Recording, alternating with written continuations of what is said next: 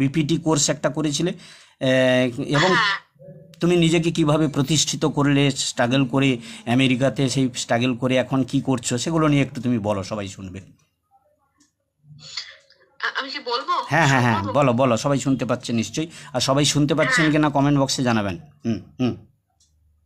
আমি 2006 সালে তখন ফিজিওথেরাপি সম্পর্কে আমার কোনো ধারণা ছিল না যে ফিজিওথেরাপিটা কি। তখন মানে আমাদের কাছে দুটো জিনিস, সায়েন্স পড়ার পর দুখানা জিনিসই আমাদের কাছে খুব কমন ছিল। একটা ছিল ডাক্তার, মানে ডাক্তার মিনস এমবিবিএস, আর আরেকটা ছিল ইঞ্জিনিয়ারিং। তো ইঞ্জিনিয়ারিং এরও যারা আপনারা মানে সায়েন্স নিয়ে পড়াশোনা করেছেন তা আপনারা জানেন সেখানে অনেক রকমের স্ট্রিম রয়েছে, বাট সেসব নিয়ে আমাদের কিছুই ধারণা ছিল না। তো জাস্ট আমরা জানতাম যে ইঞ্জিনিয়ারিং বলে কিছু হয়। দিয়ে তারপর যখন আমরা জয়েন্ট দিলাম, জয়েন্ট দেওয়ার পর তখন আবার মানে বুঝতে পারলাম, মানে আমার নিজের ভাই, ও জয়েন্ট দিয়ে বি কলেজ থেকে পাস আউট। তো ও যখন পরীক্ষা দেওয়ার পর ও যখন অ্যাডমিশন করে ঢুকছে তখন দেখছে কিনা হ্যাঁ ওখানেও অনেক রকমের ভাগ রয়েছে। তো সেম আমিও জয়েন্ট এন্ট্রান্স দিয়েছি জেইএম যখন 2006 সালে। তখন ফিজিওথেরাপি এন্ট্রান্স যেটা ছিল, ফিজিওথেরাপিতে যেভাবে স্টুডেন্টরা ঢুকতো সেটা ছিল জেইএম, মানে জয়েন্ট এন্ট্রান্স মেডিকেল। তো সেই জেইএম দেওয়ার পর ওখানে ছিল আমার সময় ছিল ফিজিওথেরাপি ছিল, ইউনানি ছিল, আয়ুর্বেদা ছিল, বিএইচএমএস ছিল।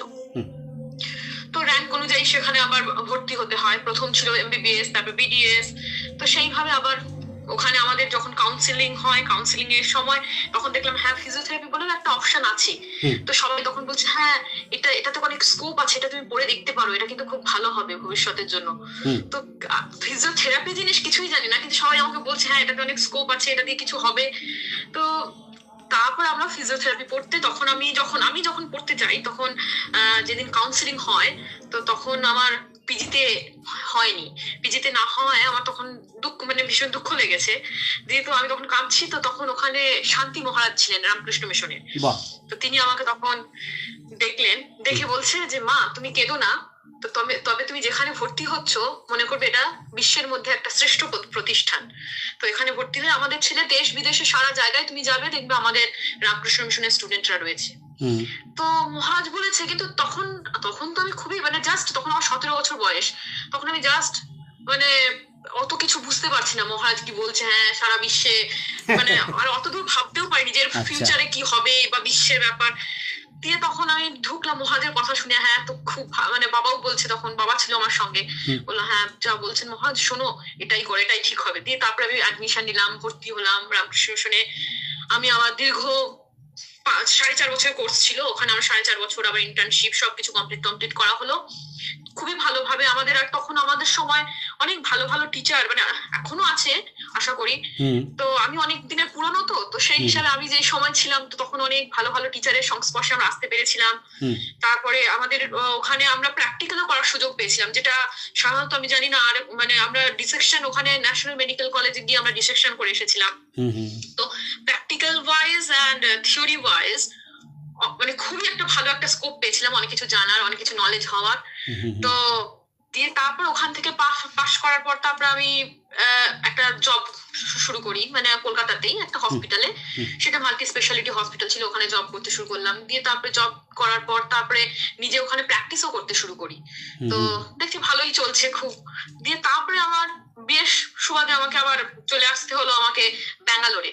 আচ্ছা। তো ব্যাঙ্গালোরে আসার পর ওখানেও আমি আবার জব শুরু করি। ওখানে আমি আবার ওমেন্স হেলথের ওপর স্পেশালিটি নিয়ে ওখানে আবার করতে আরম্ভ করি। তো ওখানে চলছে। দিয়ে তারপর আমার প্ল্যান হলো যে বাইরে আসার, মানে ইউকে তে আসার। তো মানে স্টেপ বাই স্টেপ, প্রথমে কলকাতার একটা শহরের মধ্যে প্র্যাকটিস, তারপরে ব্যাঙ্গালোরে গেলাম। হ্যাঁ ব্যাঙ্গালোরেও আমার একটা সব থেকে এখনো বলার যে মানে সেটা আমি সত্যিই থ্যাঙ্কফুল রামকৃষ্ণ মিশনের কাছে যে আমি এত ভালো ওখান থেকে একটা স্কোপ পেয়েছি যে নিজের নলেজটাকে গ্রো করার জন্য।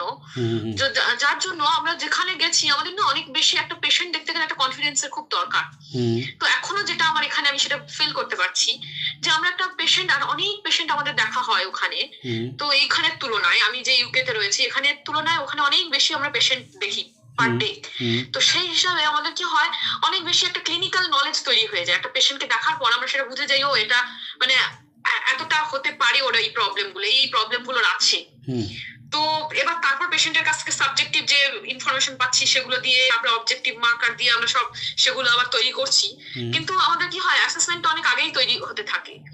তো এটা আমাদের একটা স্কোপ, মানে সেই স্কোপটা আমি ওখানে মানে অত পেশেন্টের মধ্যে, তারপর অত নলেজেবল আমার রামকৃষ্ণ মিশনের যে যে যে ডক্টররা রয়েছেন ওনারা ভীষণ নলেজেবল, আর তারা সবাই আমাদেরকে ক্লাস নিতেন, অর্থোপেডিক্স, নিউরো। আমাদের সময় যেমন অম্বর স্যার ছিলেন, তারপর সন্দীপ স্যার ছিলেন, হিমাদ্রি স্যার ছিলেন। তো মানে আপনারা সবাই জানবেন এনাদেরকে, এনারা এক একটা বড় বড় মহাতারকার সমান। তো তাদের মানে কাছ থেকে জানতে পেরেছিলাম।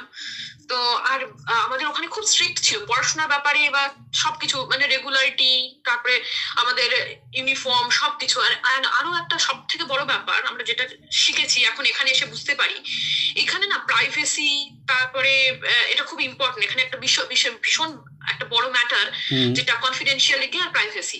তো তুমি সেটা কিন্তু আমি রামকৃষ্ণ মিশনে, আমরা তখন আমাদের সময় সর্বলোকানন্দ মহারাজ ছিলেন।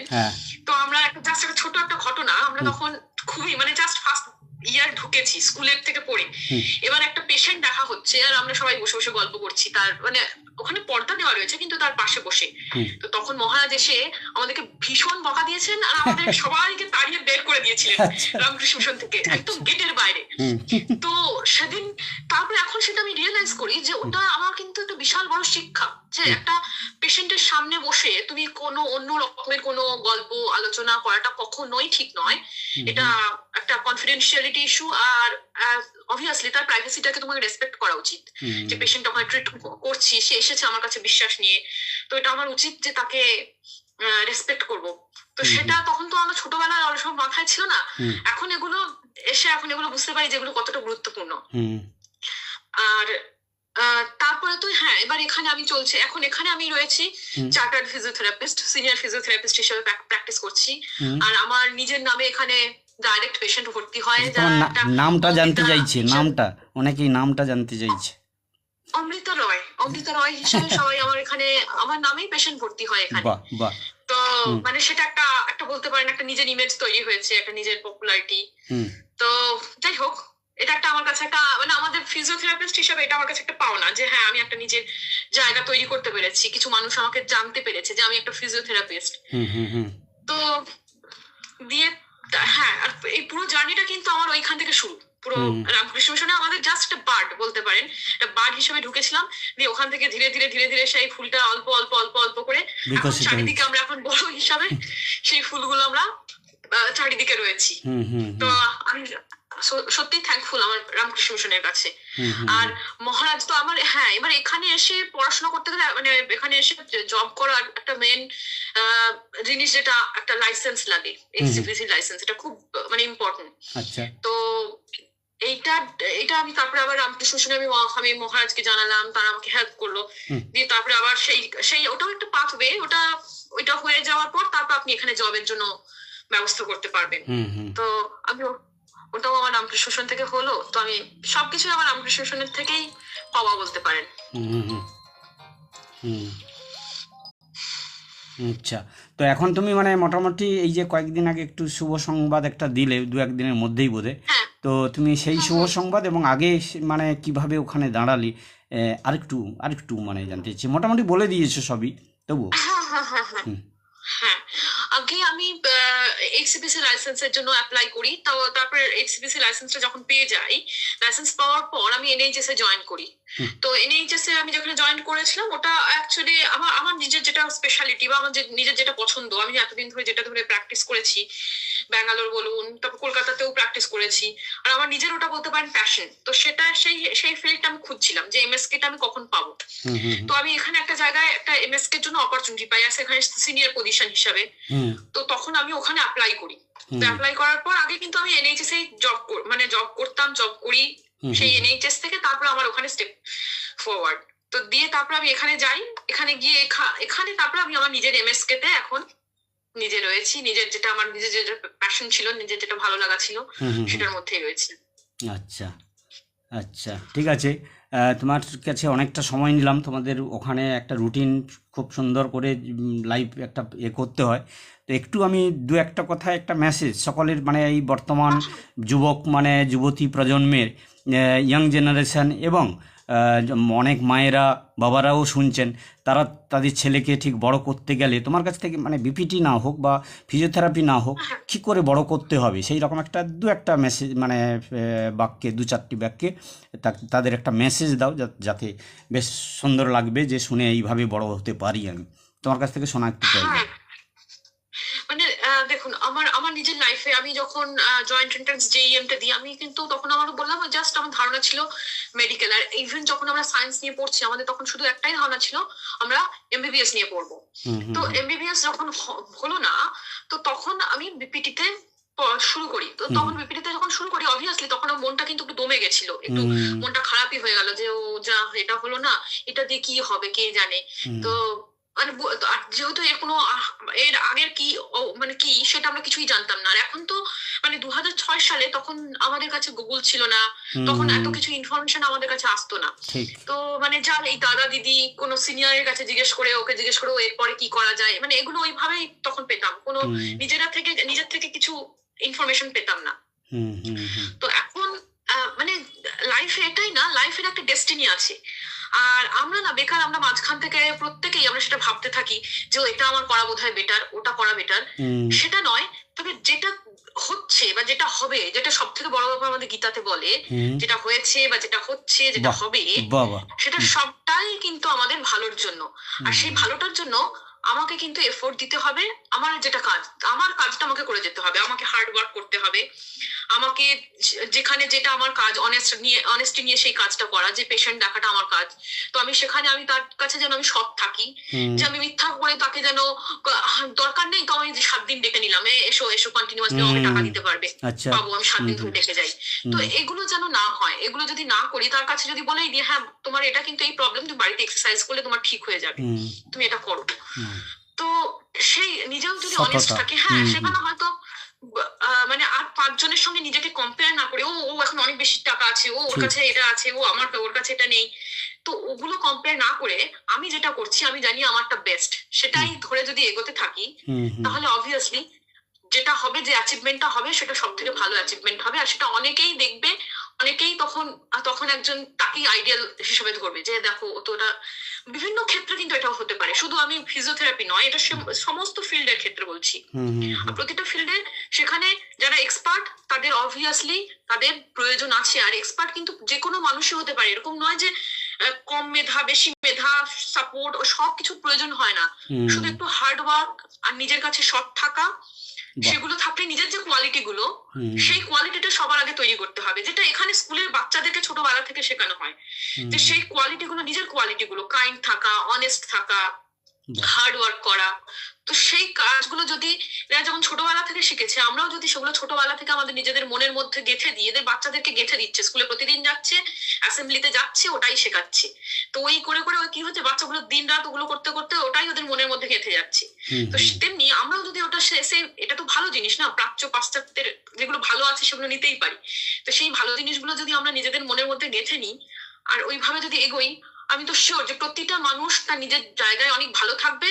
আর অনেকের কাছেই সে হয়তো, অনেক মানুষই অনেকের কাছে, আর অনেক সময় মানুষ ভেঙে পড়ে, হুম, তো অনেকের কাছেই সে একটা নজির হয়ে দাঁড়াবে।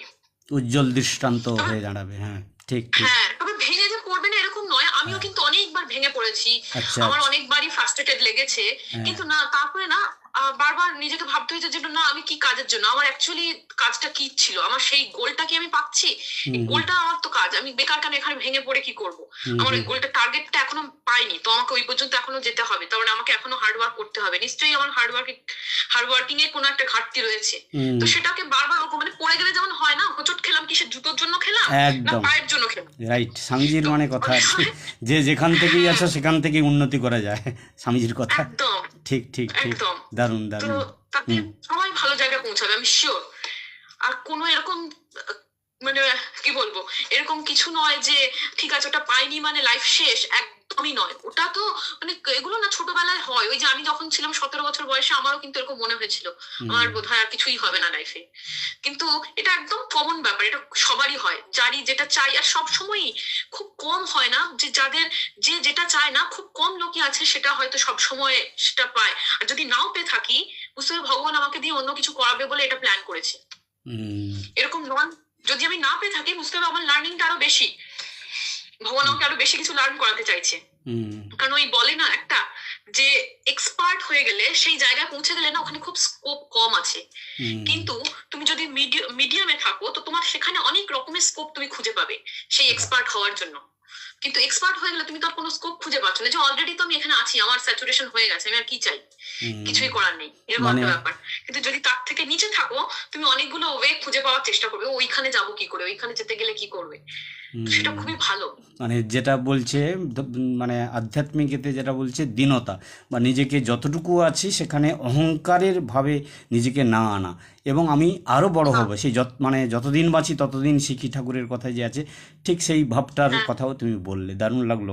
অনেকেই শুনলো, তুমি কেউ কেউ লিখছে আমার মেসেঞ্জারে যে কোন জেলার মেয়ে কোন জেলার মেয়ে, কোন জেলার মেয়ে আমি অ্যাকচুয়ালি ভাবতাম, হ্যাঁ, আমি অ্যাকচুয়ালি আমার বাড়ি কিন্তু ডায়মন্ড হারবার। হুম তো আমরা থাকতাম, এখন আমাদের বাড়ি রয়েছে জোকাতে। হুম হুম তো মানে ওই আর কি, মানে আচ্ছা আচ্ছা আচ্ছা আমার আচ্ছা। আদি বাড়ি কিন্তু ওখানেই, এখন ডায়মন্ড হারবার। আরও একটি লিখছে যে কোথায় থাকে, মানে আমেরিকা থেকে আমারও কেউ কেউ এটা দেখেন, তো তারা বলছে ঠিক হ্যাঁ, হ্যাঁ। আমেরিকায় কোথায় থাকে, জাস্ট ওইটা, মানে একটা লোকেশন মোটামুটি একটা ধারে মানে কাছে দিলেই হবে। বলছে কোথায় থাকে, আমেরিকার কোথায় থাকে। নো, অ্যাকচুয়ালি আমি তো ইউকেতে ও থাকি। ইউকে, হ্যাঁ তুমি ইউকে, হ্যাঁ ইউকের কোথায় হ্যাঁ, থাকো সেটা হুম, হুম। জানতে চাইছি। আমি ইউকেতে থাকি, এটা বাকিংহামশায়ার। বাস বাস বাস বাকিংহামশায়ার। ব্যাস ব্যাস ব্যাস ব্যাস ঠিক আছে। আর লিখছে, অনেকেই লিখছে, অনেকে তো তোমাকে আশীর্বাদ জানাচ্ছে, অনেকে বলছে ভালো থ্যাংক হও, ইউ, হ্যাঁ অনেক থ্যাংক ইউ, রকমের অনেক কিছু থ্যাংক বলছে, ইউ। তোমাকে লিঙ্কটা পরে আমি দেবো। তো আমাদের মানে সে নাম রয়ে যাবে একটা ছোট্ট পরিবার, কিন্তু প্রতিদিন সেই 6-7 মাস জুড়ে অনেকেই যুক্ত রয়েছে, একটু সময় করে সবাই চলে আসে, ঠাকুর মানে ঈশ্বরীয় কথা, বিভিন্ন আধ্যাত্মিক ওই গীতা চণ্ডী সব রকম আলোচনা এখানে হয়, তোমাকে লিঙ্কটা দেবো আমি পরে। আর ভালো লাগলো, খুব ভালো লাগলো, সবাই বলছেন খুব ভালো লাগলো, খুব মানে অনেক কিছু দামি দামি কথা বললো, এরকমভাবে অনেক কিছুই না, লিখছে। এই বাবা, আমি তো কিছুই নই মহারাজ, না না, আসলে এমনি বললে তো আমার ভীষণই না খারাপ লাগবে, আমাদের, আমি কিচ্ছু নই, বিশ্বাস করুন, হ্যাঁ আমাদের আমি আসলে কিছুই নই। একই রকম হয় তো, আমি, আজকে একটু নতুনত্ব হয়েছে, হ্যাঁ, সেই জন্য সকলে হ্যাঁ, আনন্দিত, খুব খুশি হচ্ছে। না না, আমি মানে আপনারা প্লিজ, মানে আমি অত্যন্ত, মানে কি বলবো, আমি ও অত্যন্ত সাধারণ থেকে সাধারণ, মানে একদম, আপনারা দেখেও বুঝতে পারছেন, আমি খুবই সাধারণ মানুষ, আর সাধারণ থাকতেই পছন্দ করি। বাহ, তো খুব আমার সুন্দর মানে কথা, একটু ইচ্ছে হয় না যে মানে লাক্সারিয়াস লাইফ ডিল করি বা এটা করি। তো আমার বাহ, মানে নিজের থেকে, ভেতর থেকে ইচ্ছে হয় না, তো আমার এরকম সাধারণ থাকতে ইচ্ছে হয়। হ্যাঁ তো হ্যাঁ হ্যাঁ। প্লিজ মানে আমাকে ওরকম না না বললেন না না যে, এরকম, না না ওখানে সকলে দেখছেন তো, তার তার নিজের নিজের একটু ভাব বলছেন আর কি। আমার খুব হ্যাঁ, আমারও খুব ভালো লাগলো। আমি তোমাকে নিয়ে আবার কিছুদিন, কয়েকদিন পরে, কিছুদিন পরে টরে আবার একদিন তোমার আমেরিকার লাইফ নিয়ে এরকমভাবে কোনো বাধা বিঘ্ন এরকম কোনো পড়ছো কি না এইরকম একটু নিয়ে, বা আমেরিকার হ্যাঁ, লাইফে কেউ যেতে চাইলে কীরকম কী তাদের প্রশ্ন নিয়ে আমি সেখানে তোমাকে প্রশ্ন করে আগে থেকে জানাবো। যদি আমার কমেন্ট হুম, বক্সে কেউ লিখে আমি জানতে পারবো, সেই প্রশ্নগুলো নয় তোমাকে আবার বলবো, তুমি একটু আবার পরে উত্তর দিবে। এখন ভালো থাকো, তোমার রুটিন মাফিক হ্যাঁ, তুমি চলো। খুব ভালো লাগলো, আমার হুম, খুব ভালো লাগলো, সকলের হ্যাঁ, ভালো লাগলো। তোমাকে আমি পরে লিঙ্কটা হ্যাঁ, দেবো। Thank thank you you, thank you thank you. Hmm, hmm thank hmm you, thank you. Thank you.